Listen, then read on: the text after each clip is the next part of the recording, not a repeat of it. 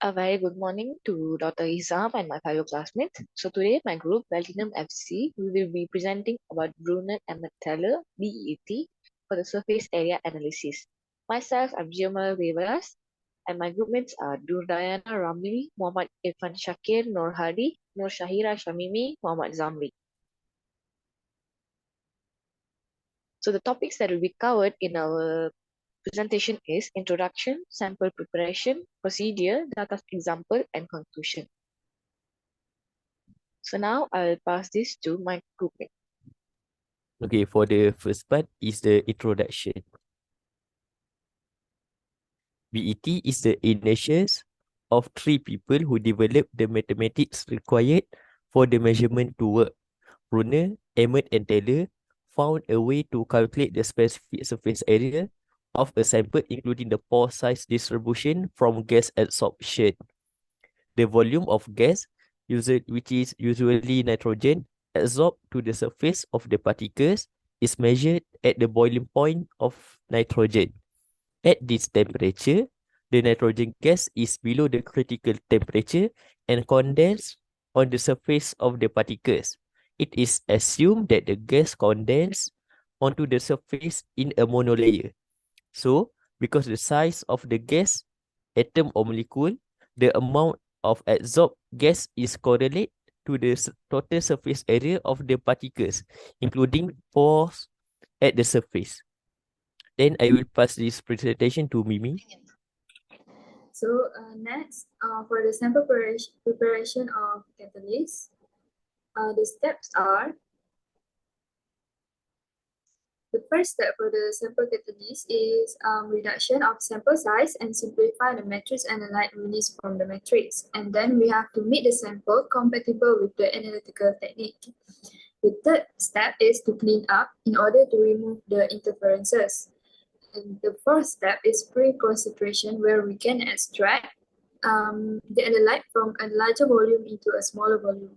And the last step is to get more information from the sample optimization of the instrumentation. Next, I will pass the presentation to Diana. So I will be present about the procedure. So in this procedure, the BET is suitable for the characterization of powder and monolithic solid, and is usually around 500 milligram of sample material is needed to obtain a reliable result. Okay, to measuring surface area with BET, we have 6 steps in procedure, which is the first one is degas. In degas step, we heat and evacuate, or we adding the nitrogen gas. The second step is evacuate, which is we apply a vacuum to the tubes. And then next is volume. In volume, we measure the volume with helium. And next step is we evacuate again, which is we apply vacuum to the tubes. And then the fifth step is adsorption, which is we add nitrogen gas for adsorption isotherm. And next is optional desorption, which is in this step, we evacuate nitrogen gas for desorption isotherm. In desorption step, it is important because we can know the size of pore and also the shape of pore. Okay, so this is an example of data. Okay, the example is gas adsorption isotherm, which is nitrogen adsorption isotherm. Okay, the isotherm of Zeolite as a sample. The red graph is adsorption isotherm and the blue is desorption isotherm. Okay, I will pass to Jiba. Thank you. So from this graph, as we measure an isotherm,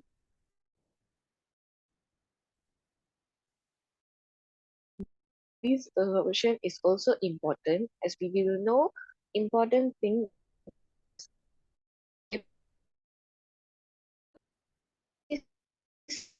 one isotherm, and this is for nitrogen. That it's entirely micropores, and this is because we have the vertical absorption isotherm up relative pressure of 1, and it is very low relative pressure, and that's followed by the curve across to a flat isotherm.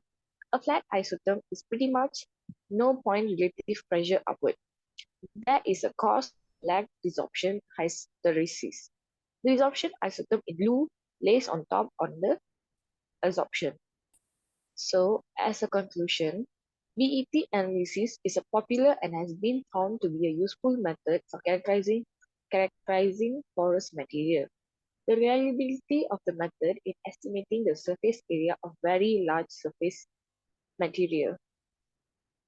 So that's all from our group. Thank you.